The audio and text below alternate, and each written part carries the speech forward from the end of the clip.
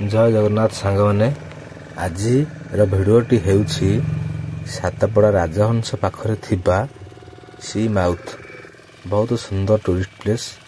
देश विदेश पर्यटक आसी एठारे भ्रमण कर जाती। तो आम जाऊँ से तो एठी कौन रही चिलिया कूल किभली अवस्थित अच्छी जगहटी एवं किभली भाव रात्रि यापन करहब कि ना कौन कौन कौन सब सुविधा रही। तो आम समस्ते ये भिडियोटा शेष जाए देखा एवं किपरि लगिला शेष कमेंट बॉक्स रे जणैबे। पुरी ठारू मिर्जापुर को 30 किलोमीटर दूर हेबो एवं सही ठारू मात्र जलपथरे 5 किलोमीटर अतिक्रम कला परे एही बड़ी सुंदर परिवेश हम देखा पाइबा। तो समुद्र उपकूलवर्ती अंचल रे एवं चिलिया कूल रे मध्य भाव में जगह अवस्थित अच्छी। तो निकट में आम देखा पाइबा अनेक गुड़िए डंगा जाउछि से पर्यटक मैंने बसिछन्ति एवं माछ धराली देखा पाइबे। तो आमर नौकाटा सुंदर भाव नहीं जाती आमर नाउरिया भाई बहुत चिन्हा परिचय नाउरिया भाई। तो आम रात्रि यापन करने समस्त सामग्री एवं रोषेई सामग्री समस्त धरी एवं रात्रि रहिया लाइट व्यवस्था इन्वर्टर नहीं। तो यहीपरि भाव में आम संध्यारे बाहरी पड़िलु मजामस्ती करने। तो आम मझिरे मझिरे गीत मजा नेलु गीतर एवं समस्त खुशी मन रे आम बाहरिलु सीमा देखापी। यहाँ हूँ एंट्री जगह एठी लाइट सज्जित होकर आगुरी रखाई। तो ये बहुत दूर दूरांतर आसिक पर्यटन इठारे रही रात्रि यापन कर जाती। प्रथम आम ग्रुप रे गोटे फोटो शेयर करी आम रोषेई स्थल को बाहरिलु।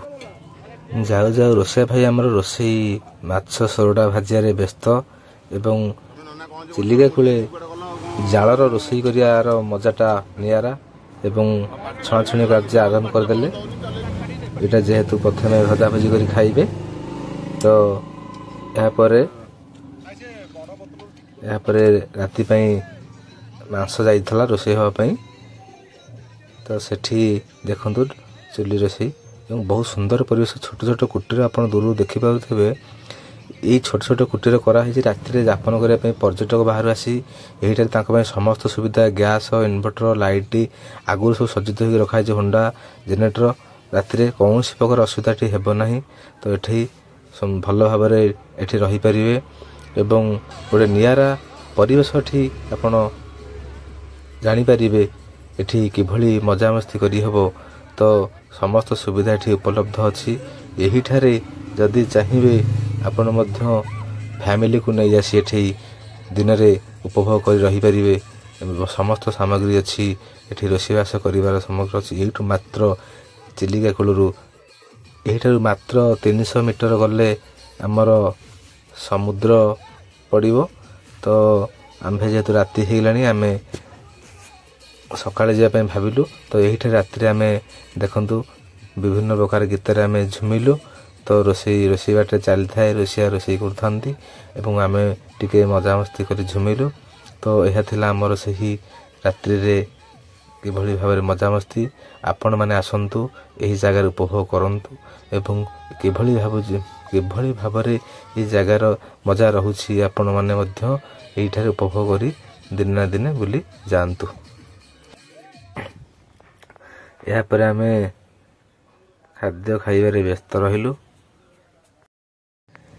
रात्रि रे आम समस्ते अस्थायी तंबुरे शयन कला परे परिशेष सकाळ उठी नित्यकर्म सारी चा कॉफी टिके गरम गरम पी आम गंतव्य स्थल को बाहरिलु।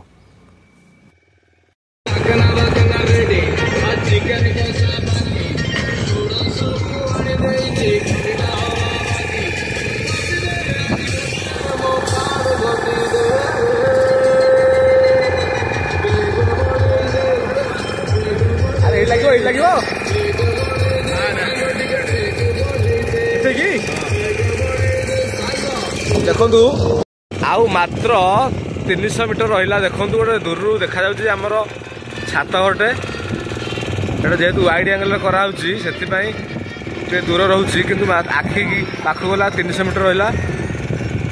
ଏଇ ପୁରା ଏଇ ସାମ୍ନାଟା ଦେଖନ୍ତୁ, ଟିକେ ଜଷ୍ଟ ଜୁମ୍ କରିଦେବା।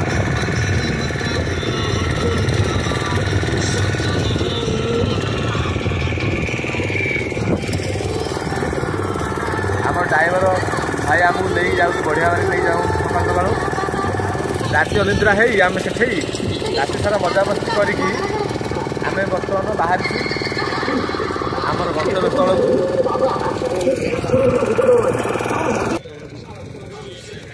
ଆପଣ ମଧ୍ୟ କେବେ ଆସନ୍ତୁ ଏବଂ ରାତିରେ ରହି ଆନନ୍ଦ ନେଇ ପରିବେଶର ଅନୁଭୂତିଟାକୁ ନେଇ ନିଜେ ଉପଭୋଗ କରି ଯାଆନ୍ତୁ। ଆପଣମାନେ ମଧ୍ୟ ଯେତେବେଳେ ବି ଆସିବେ ସେଇ ଆମର ଯେଉଁ ଅଛି ଜେଟି ପାଖରେ ଆପଣ ବୁକିଂ କରି ଅତି କମ୍ ପଇସାରେ ଆସି ଏ ଜାଗାର ଆନନ୍ଦ ନେଇ ଯାଇପାରିବେ।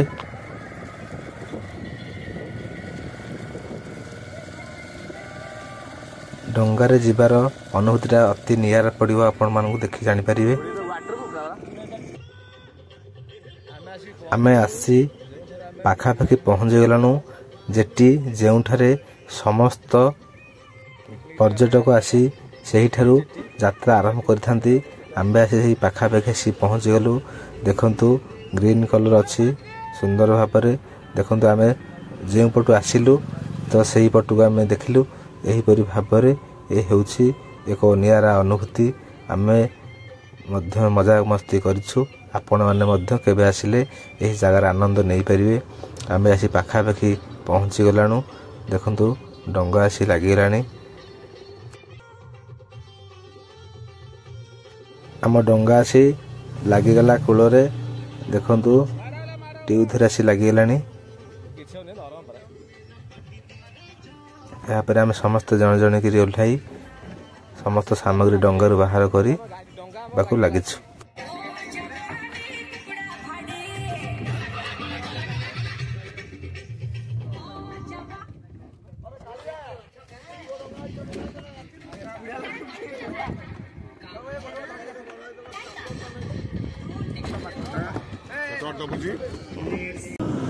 ଜୟ ଜଗନ୍ନାଥ ସାଙ୍ଗମାନେ।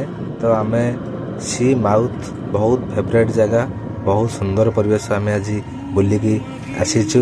ଆପଣମାନେ ମଧ୍ୟ ଏହାର ଆନନ୍ଦ ନେଇପାରିବେ। ତ ଆମ୍ଭେ ମାନେ ଦେଖାହେବା ନେକ୍ସଟ ଭିଡ଼ିଓରେ ଆଉ କେଉଁ ଭଲ ଟୁରିଷ୍ଟ ଜାଗାରେ। ତ ସେଥି ପର୍ଯ୍ୟନ୍ତ ରହିଲୁ ବିଦାୟ। ଜୟ ଜଗନ୍ନାଥ, ଜୟ ଅଲାରନାଥ।